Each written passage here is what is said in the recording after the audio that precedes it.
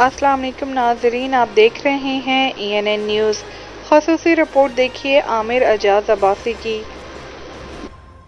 जी बिल्कुल, इस टाइम मैं मौजूद हूँ मलका कोसार मरी में इंतज़ामिया की इंतहाई नाकस हिकमत अमली।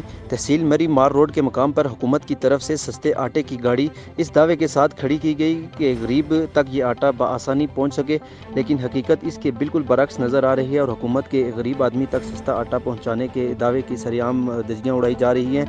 बाअसर लोग मिली भगत और मन मानी से 3-4 थैले घसीटते हुए नज़र आते हैं, जबकि गरीब बेचारे सुबह से शाम तक लाइन में खड़े होकर एक थैले आटे के चक्कर में अपनी दिहाड़ी भी छोड़ देते हैं।